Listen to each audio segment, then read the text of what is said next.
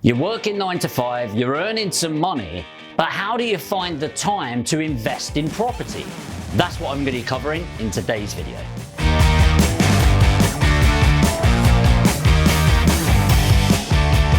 So we're not trying to reinvent the wheel here. This is about working smarter, not harder. And when you don't have resources, is how to get resourceful. So most people, when they go and work with estate agents, they'll go on online, they'll see the portal, see the property, call them up and say, hey, is this still available? Can I book in a viewing? You'll go there, you'll price it up, you'll put in your offer, you get the whole drift. It's going to take around 10 hours per property, which is 10 hours you don't have. So what's the right way of doing it? Step one is going to be shortlisting. So I'm going to narrow it on Rightmove with the price range, the type of property, the number of bedrooms, and the postcodes that I want to operate in. I'm going to look on there on a daily basis. Rightmove is going to send it through to your email with a daily alert. I'm going to check the 3 or 4 properties, run some quick numbers, and I'm going to do a very rough price up of the refurbishment, which becomes easier and easier. You can see on one of my other videos on that. I'm going to call the agent and I'm going to say, hey, I'm interested in that property. I'd like to submit this offer in writing subject to viewing the property. Kind of flipping on its head a bit, right? A lot of people, they go out there and think, well, no, an agent wouldn't allow that. But because of the last couple of years, more and more agents are encouraging virtual viewings and actually getting solid offers in place. And you're able to put in offers from the comfort of your own home. Now, remember, this is going to be after 5 o'clock. So a lot of this, you'll end up just putting it in writing, showing some proof of funds, solicitor details, and confirming that in an email, and expect an email back or a phone call asking for further clarification. Next is working with online agents. There's been a big rise of these over the last few years since Purple Bricks that frankly are much better at marketing properties than actually selling them. Now, the downsides for the vendor selling through these agents is they charge a lot less money and it's upfront. Well, why is that bad for a vendor? Well, because the agent is remunerated for listing the property, not for selling the property. So the value from when it's listed after that is pretty crap. Not with all of them, just with some of them. So I would utilize this opportunity because number one, you know you're likely to get a better deal due to the lower service, but also you can talk to directly to the vendors on evenings and weekends. With that in mind, moving on to number 3, go direct to vendor. Agents, yes, they represent about 93% of the overall property market, but what about the untapped 7%? This is going to be about getting direct to vendor. So Gumtree, Facebook Marketplace, letters, leaflets, Facebook ads, whatever you can do to get the message out there that's going to attract people in. I've done a Facebook ads video on this profile that you can check out and make sure you're learning how to get in front of them. The reason I like it is it's that whole work hard enough to not have to work hard. Once your Facebook ads are set up, it's out there all the time giving your message to the right people and you getting leads in that you can call at your convenience. Number 4 comes back to being resourceful without your resources. And this is all about your focus that you're going with. See, there's something called the law of diminishing returns. And a lot of people think the more time you've got to commit to something, the more you're going to get out. But actually, in terms of productivity, that's just not true. Often it takes as long as the task is given for it to get complete.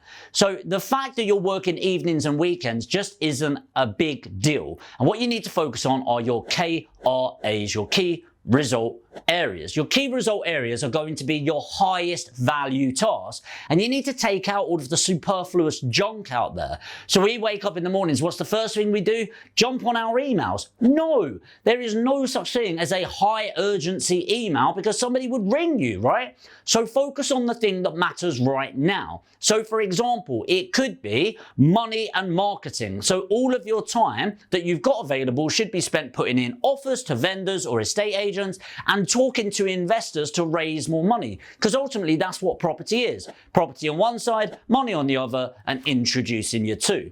But this is all about focus. If you think about the sun, it's got 4 million tons worth of energy coming out every second, and yet if you stand outside for an hour, because of the curvature and luminosity of the earth, what ends up happening, you might get a bit of sunburn.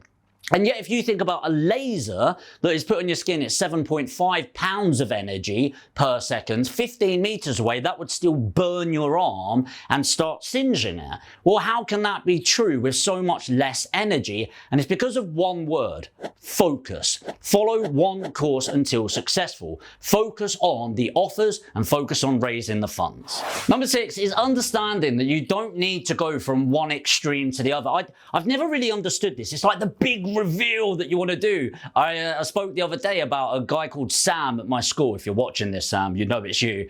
And he was like this scrawny lad, and he went away one summer, it was in sixth form, and he came back absolutely shredded. Like, he was so muscly, and I was like, oh, the big reveal. And I find with entrepreneurs, it's like people are terrified of showing their journey, showing how crap it is, building up, putting in the effort, and then this big reveal: I've quit my job. But actually what you need to realize is there are stages in between. It's okay to go out and get a couple of properties and then maybe go to your boss and say, hey, are you open to maybe me working 4 days a week? What would that look like? And having that conversation. It doesn't need to go from working full time and having no property to having a passive income portfolio that's created financial independence, and now you can quit your job forever. Take things one stage at a time. Finally, manage your expectations. And it's so cliche, but you need to appreciate the journey, not just the destination. One of my mentees the other day said that what he's trying to do is be as successful as possible within these parameters. And if your parameters are you could only work 5-10 hours a week, that's great. But understand and be patient with the expectations of time. Now, I know there's a lot of people in property standing and say, sprouting this crap out that you can be financially free and quit your job next month. You can't, by the way, they're full of shit. But also, you need to take some responsibility in understanding and looking at the next 3 years journey of this and what you're trying to create, not just what you're trying to create today and tomorrow. So manage your expectations on this. There's the owner of Moonpig, Nick Jenkins, is valued Moonpig at 1.6 billion. I'm going to say that again, 1.6 billion. It's one of the unicorn tech startups of 2020, exploded that growth in terms of valuation. And he said on a podcast that since inception, he has never worked more than 9 to 5, Monday to Friday. Never got in earlier than 9, never left after 5. And so what that made me realize, and you should too, is that it's not the amount of time that you're spending on something, it's what you're doing with the time that's available. So is it harder when you've got a job? Yes. But look, there's going to be two types of people watching this video. There's going to be people that take control of their life, and there's people that are going to be victims in this. You're in the situation you're in. You can bitch and moan, or you can accept it and utilize the time that you've got available. If you're a victim, blame your boss, blame the job, blame the government, blame everything around you, and you can cry yourself to sleep and drive home in your shitty car and uncomfortable bed.